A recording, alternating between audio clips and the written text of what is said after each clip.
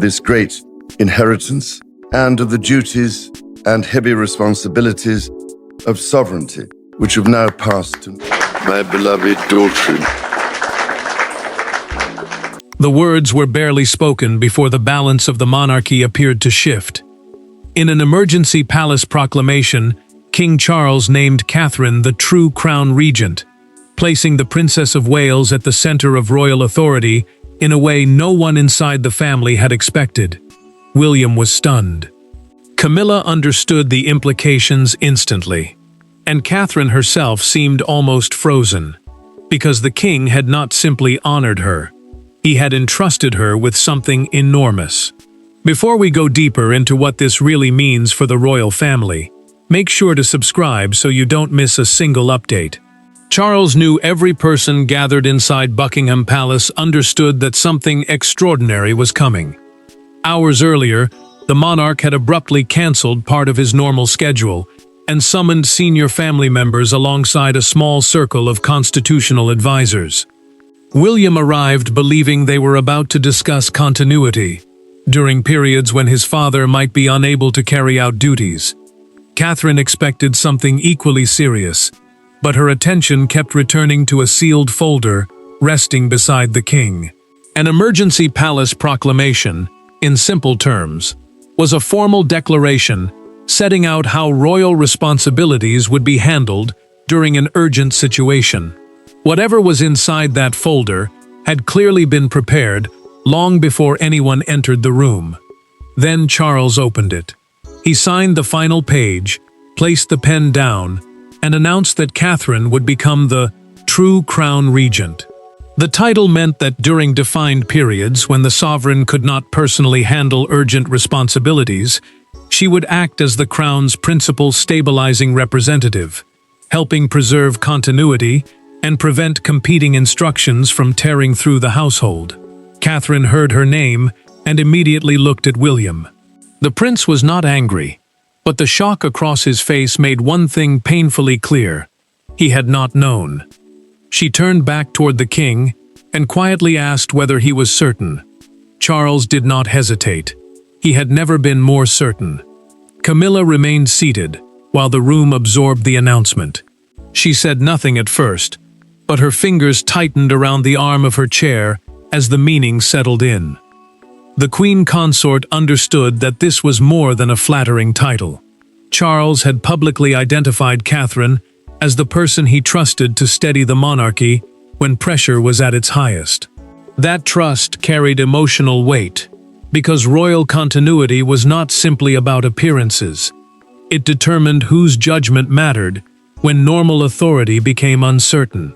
Camilla finally looked toward her husband, but the king avoided turning the moment into a personal confrontation. Charles then broke his silence through the recorded conversation preserved from that private meeting. He explained that the wording had been deliberately withheld from most of the household until the final moment because he feared lobbying, intervention, and a struggle over precedence. William leaned forward and asked the question hanging over everyone: why call Catherine the true Crown Regent? The monarch answered that it was not ceremonial decoration. Months earlier, something had happened inside the family that changed his view of her completely. Catherine left carrying a responsibility she had never requested, and William followed closely behind. He wanted answers. But before the palace could understand what Charles had just given Catherine, it had to confront what the proclamation had taken away from everyone else. Power inside a royal family is never only about titles. It is about trust, inheritance, memory, marriage, and the unspoken question of who will be relied upon when ceremony gives way to crisis. Charles's proclamation suddenly forced that question into the open. Catherine had gained unprecedented confidence from the sovereign. William had been bypassed in one crucial respect, and Camilla now faced the possibility that the king's deepest institutional trust rested somewhere she had never expected. William closed the sitting room door behind him and looked directly at Catherine. The prince remained heir to the throne, meaning he was still the person expected to become sovereign after his father. But the emergency role given to his wife operated differently. It was built around judgment, continuity, and keeping the royal household steady when normal authority became uncertain. That distinction may have been narrow on paper, but emotionally it was enormous. He asked the question immediately. Had she known? Catherine answered without hesitation. No. William's shoulders dropped, but the tension did not disappear. He admitted that hearing Charles pronounce her new title in front of the family had felt like watching the future rearrange itself without warning. Catherine understood the fear beneath those words. She had spent years becoming trusted without demanding greater status, and the king had come to see that restraint as one of her greatest strengths. Yet now that same trust threatened to make it appear as though she had stepped ahead of her husband. Catherine moved closer and told him she would refuse the responsibility if it damaged their marriage or weakened his position. William reacted instantly. The future king told her not to make herself smaller simply to protect his pride. Charles had chosen her for a reason, he said, and they needed to discover exactly what that reason was. The tension between them shifted in that moment. It was no longer husband against wife. It was husband and wife, trying to understand a decision that had changed both of their lives. Camilla faced a different wound. During a recorded private conversation with Charles after the proclamation, she asked whether Catherine's new authority reduced her own influence during emergencies. The king chose his words carefully. Her place beside him remained deeply personal and ceremonial. But the regency responsibility required another kind of trust, one based on making difficult decisions when emotion, loyalty, and institutional pressure collided. Camilla did not argue. Somehow, that made the moment worse. After Charles left, the queen consort remained alone for several seconds, before removing a ring and placing it quietly on the table. She had understood the message beneath his careful words. Catherine had not merely been honored. She had been trusted with the kind of responsibility Camilla had assumed would remain closer to the throne. William still wanted answers, and Catherine wanted them just as badly. Charles had not created this arrangement overnight. Something had happened months earlier, during a royal emergency known to only a handful of people. And when William finally learned what happened during that earlier crisis, his surprise became something far more complicated. Because Catherine had already been tested once. Months before the proclamation, the monarchy had faced a private crisis that never reached the public. It lasted less than one evening, yet Charles remembered every minute. Phones rang behind closed doors. Conflicting instructions moved through the household. Senior figures disagreed over what the king should do next. Then Catherine entered the room, listened without interrupting, and made one recommendation so calm and so costly to herself that Charles later described that night as the moment everything changed. Charles had already begun worrying about what would happen if normal royal communication suddenly failed. The king wanted to know whether the family could stay united if he became temporarily unable to give clear instructions, because confusion at the top could spread through every part of the household within minutes. Catherine had never been formally included in those emergency discussions. Her role was expected to remain supportive, yet he had repeatedly noticed that aides turned toward her whenever family pressure became emotional rather than procedural. Then Windsor changed everything. After a demanding engagement, Charles suddenly collapsed from exhaustion and was taken away for medical attention. A closed emergency meeting began almost immediately, and two senior palace factions started pushing opposite instructions over whether William should assume public control at once. In simple terms, such a temporary transfer would mean the heir stepping forward to handle urgent royal duties while the sovereign could not. Catherine entered the discussion, heard both sides, and stopped them. She insisted that nobody act until the king's physician confirmed his condition and Charles himself had a chance to speak. William was already struggling. The prince wanted to abandon every public duty and return directly to his father's side. convinced that family mattered more than appearances in that moment. Catherine took his hands and told him that panic from the heir would frighten the entire institution. She was frightened too, but she forced herself to stay calm. If he suddenly disappeared from view, while contradictory instructions were spreading through the palace, the uncertainty could become worse than the medical crisis itself. Charles eventually recovered enough to speak, and what he learned disturbed him deeply. Through a documented account prepared after the Windsor meeting, the monarch discovered that Catherine had prevented aides from using his temporary weakness to trigger an unnecessary transfer of authority. She had protected his position, protected William from acting while terrified, and gained nothing for herself. That combination mattered. Restraint had succeeded where ambition could have created chaos. Charles later asked her privately why she had intervened. According to a recorded conversation from that meeting, Catherine answered that the crown must never make irreversible decisions while the family is frightened. The king never forgot those words. Soon afterward, he ordered a confidential note to be drafted, and inside it appeared an early phrase describing her as someone capable of becoming the monarchy's true regent of stability. But not everyone saw Windsor the same way. One person believed Catherine's intervention had changed far more than Charles understood. And when the new title finally became official, months of buried resentment came rushing back.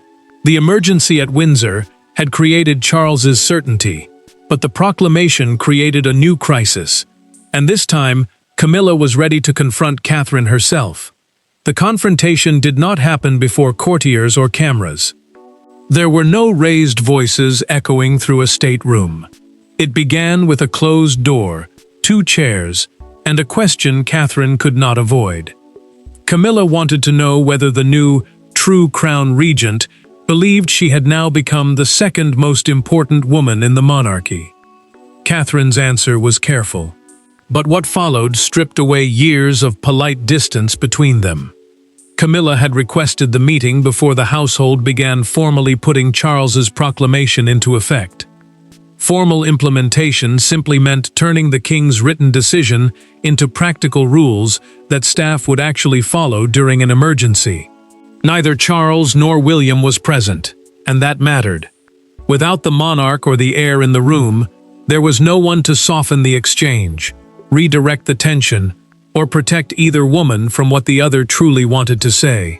Catherine entered knowing exactly how dangerous that silence could become. Camilla moved 1 chair away before Catherine could sit. The queen consort looked at her directly and asked whether she intended to accept the title. Catherine remained standing. Yes, she said. Not because she wished to outrank anyone, and not because she wanted to turn the monarchy into a contest between women, but because Charles had asked her to serve. That answer did not calm the room. It sharpened it. Catherine held her ground as Camilla accused the new arrangement of creating 2 centers of female authority. One woman stood beside the king as queen. The other now stood beside the crown itself whenever crisis struck. Catherine answered carefully but firmly. The distinction had been created by Charles, not by her, and she would not apologize for having earned his trust. For years, she had avoided demanding influence. Now she refused to pretend that restraint meant weakness simply because the responsibility had finally found her. Camilla then broke her silence through a recorded private conversation preserved from that meeting. She admitted she had already urged Charles not to create a special regency title at all. Her argument had been simple. William, as heir, should automatically carry every emergency responsibility. Catherine immediately understood the deeper truth. Resistance to her position had begun long before the proclamation was announced. The shock everyone witnessed that day had not been shared equally. Catherine responded with the Windsor secret. She explained that Charles believed placing every emergency burden on William could force the prince to act as heir, son, husband, and frightened family member all at once. The new role was designed partly to protect him from that pressure. Camilla's anger weakened for the first time. She admitted that Catherine's elevation was not what hurt most. What wounded her was discovering that the king had built the entire plan without trusting her enough to discuss it fully. Catherine refused to carry that grievance back to Charles. Camilla understood the refusal, but she was not finished. If she could not challenge the title personally, she would challenge the machinery behind it. The personal confrontation was over, but the real struggle had only begun, because titles mean little unless everyone agrees on where the power behind them actually sits. By morning, the palace argument had moved beyond wounded feelings. The question was now brutally practical. What could Catherine actually do? Charles had given her a title unlike anything the family had expected. But royal authority lives inside layers of precedent, delegated responsibility, private instructions, and the sovereign's will. As advisors gathered around the king, William realized something unsettling. His father had not merely invented a symbolic honor. Charles had built an emergency structure designed to survive resistance. Charles met with a small advisory circle to define exactly how Catherine's role would operate when pressure returned. Her responsibilities would include keeping royal communication consistent, bringing senior family members together when urgent coordination was needed, carrying forward the king's approved instructions, and preventing ceremonial decisions from splitting into rival versions. Delegated responsibility, in simple terms, meant authority temporarily given to someone else, so essential work could continue when the sovereign could not handle it personally. The system mattered because confusion inside the palace could become public instability within hours. William remained at the center of the future monarchy. The prince still held his place as heir, with all the succession rights and constitutional importance that position carried. Catherine's role did not replace him. It ran beside him, designed to protect continuity rather than alter succession. Yet as the details were read aloud, he grew visibly uneasy. The amount of independent judgment placed in his wife's hands was greater than he had expected. Charles noticed immediately. The king turned toward his son and explained why the arrangement had been built that way. Being heir, he said, meant William could one day be forced to act as future sovereign, while also being a frightened son, a husband, and a father.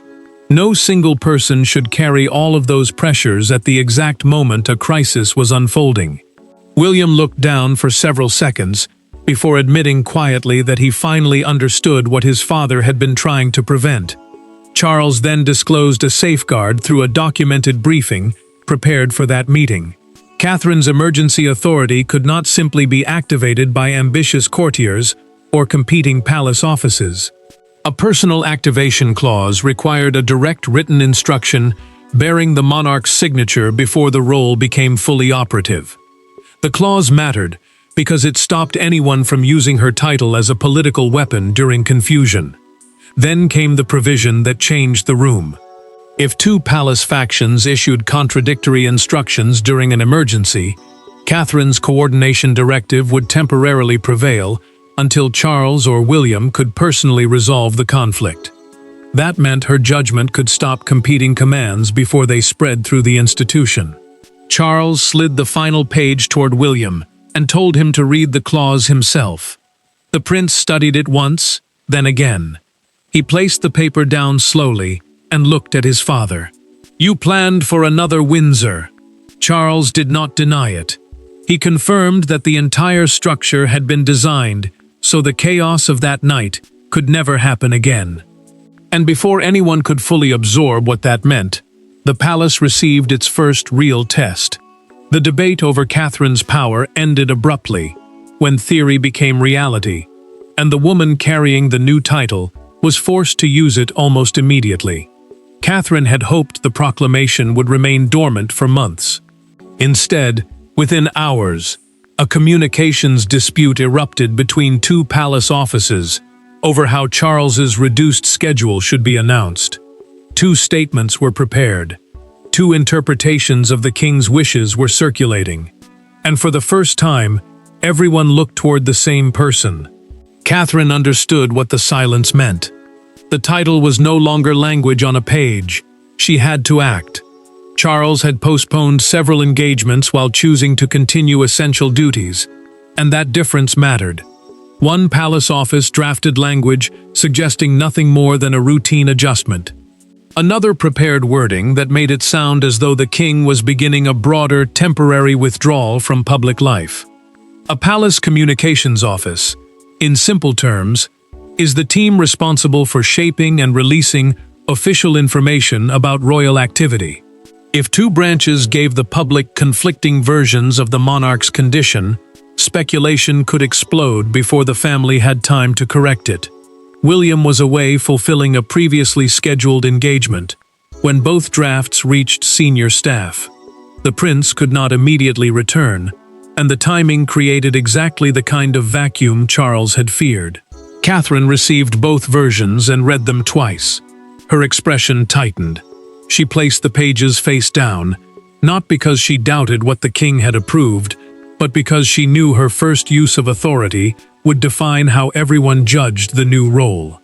Catherine called William privately before acting. She told him she intended to stop both statements and release only the wording Charles had personally authorized. The future king paused before answering. Then he reminded her that his father had not created the position so she could ask permission every time pressure arrived. If she believed the instruction was clear, she needed to use the responsibility exactly as it had been given. Catherine made the decision. Invoking the proclamation for the first time, she ordered both competing drafts withdrawn and instructed the communications teams to issue only the language approved directly by Charles. The move ended the contradiction before either version reached the public. More importantly, it proved that the new structure could do what the king intended: stop confusion before confusion became crisis. Camilla learned what had happened from an aide moments later. The queen consort said nothing publicly, but during a recorded private conversation with Charles, she told him that his new system had already changed the hierarchy of the household. The words carried warning rather than praise. Catherine had just overridden 2 palace teams, and everyone now understood that her authority was real. Charles removed his glasses and placed them on the desk. He asked Camilla only one question: was Catherine's decision correct? The queen hesitated, then admitted that it was. The king said nothing after that. His silence carried more weight than triumph. Catherine felt none of that victory. That evening, she asked Charles for a private meeting. She had proved she could exercise power. Now she feared what might happen if others began using that power to divide the family. Catherine had shown she could act, but her next decision would prove something harder: whether she knew when power should be restrained. For the first time since the proclamation, there were no advisors, no heirs, no courtiers, and no competing interpretations. Charles and Catherine sat alone. The king expected questions about authority. Instead, she asked him to limit her power. The request caught him completely off guard. Catherine had just demonstrated that she could command the household under pressure, yet now she was deliberately asking for restraints. And in that moment, Charles understood why he had chosen her. Catherine spoke first. She told Charles the communications dispute had proved the emergency system could work, but it had exposed something more dangerous. Every decision she made could be turned into a contest between herself, William, and Camilla. The title was supposed to protect continuity, yet it could easily become a weapon for anyone who wanted to divide the family. A clarifying protocol, in simple terms, would be a written rule explaining exactly how her authority should be used and where its limits began. Without that protection, she feared the role could become bigger than the duty itself. Charles listened without interrupting. The king admitted he had expected resistance from inside the household, but he had underestimated the emotional damage caused by the words, "true Crown Regent." He had meant strength and loyalty. Others had heard ranking, rivalry, and replacement. That difference mattered, because royal titles do more than describe responsibility. They shape how people understand relationships inside the monarchy. Catherine then made her condition clear. She would continue serving only if the proclamation explicitly stated that her authority existed to preserve Charles's wishes and support William, never to compete with either of them. The monarch studied her for several seconds before asking a harder question. Did she fear becoming powerful? Catherine answered through a recorded private conversation preserved from that meeting. She did not fear power itself. She feared becoming useful to people who wanted a struggle inside the family. The words struck Charles immediately because they echoed the caution she had shown during the Windsor emergency. Once again, she was thinking first about what authority could damage rather than what it could give her.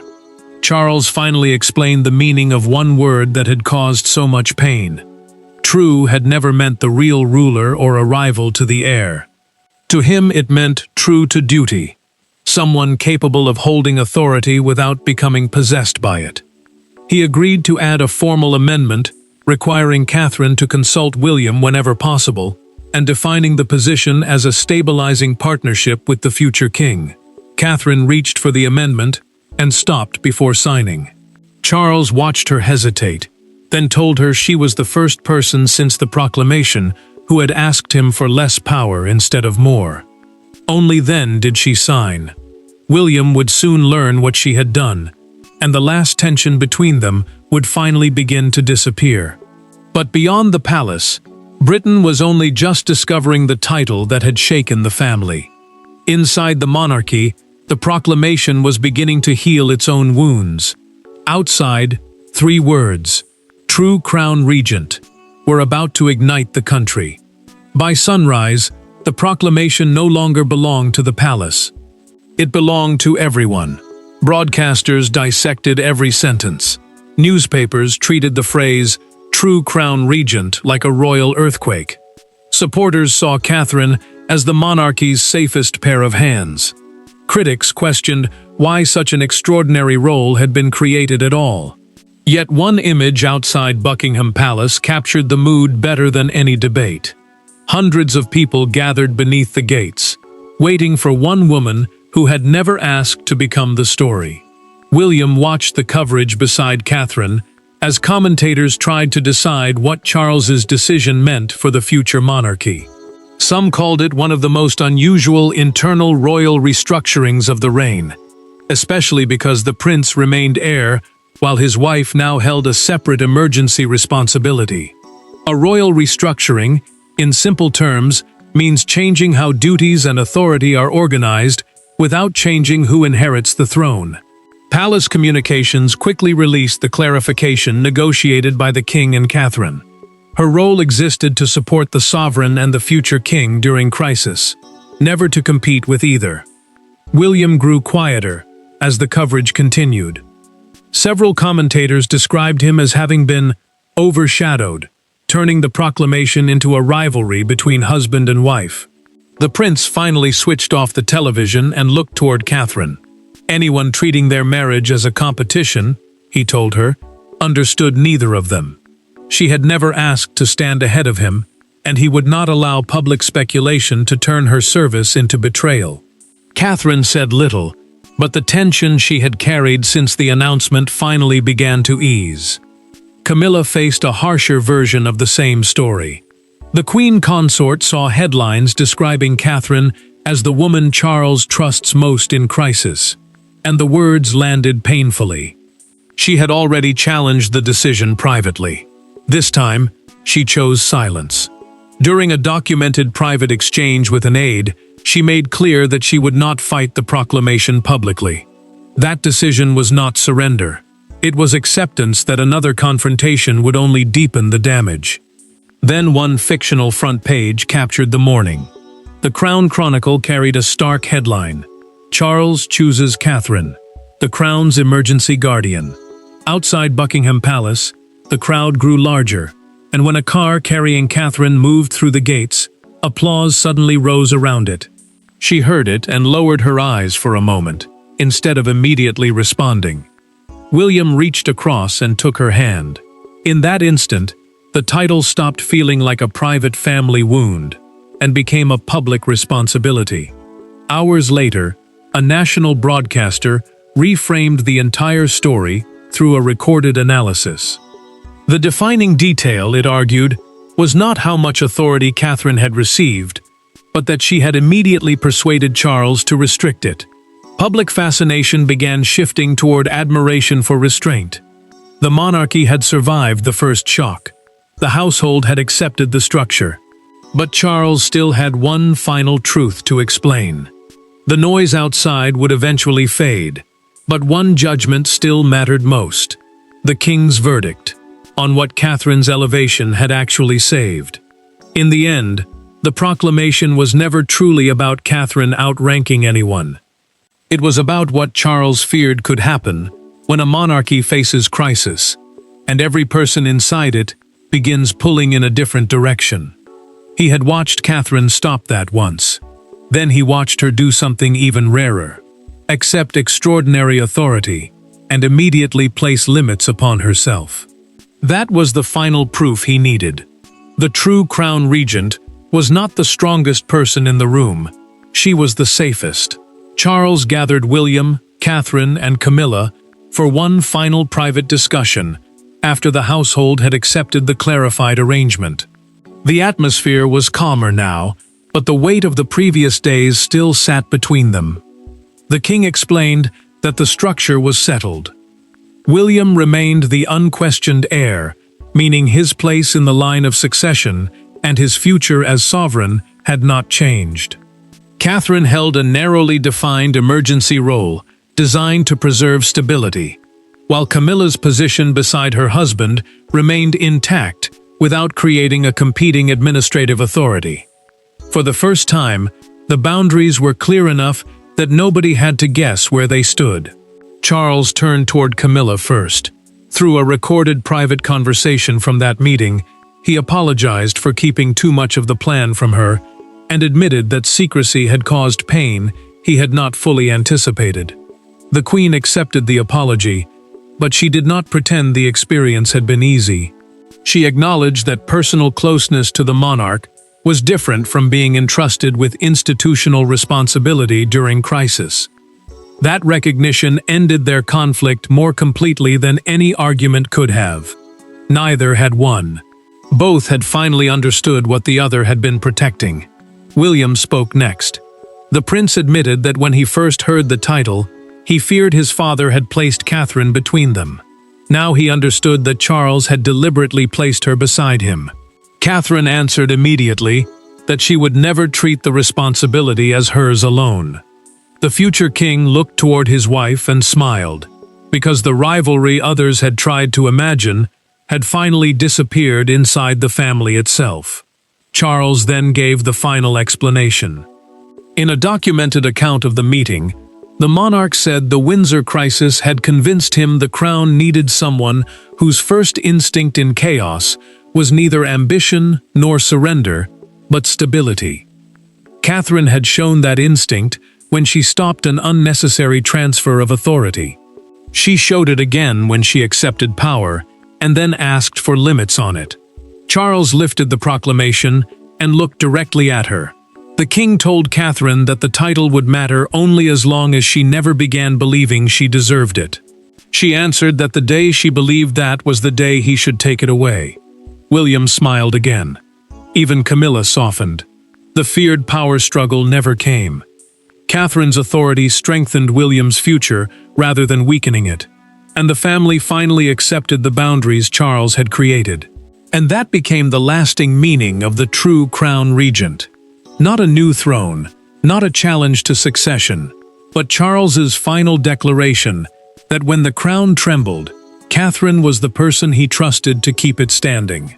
Thanks for watching.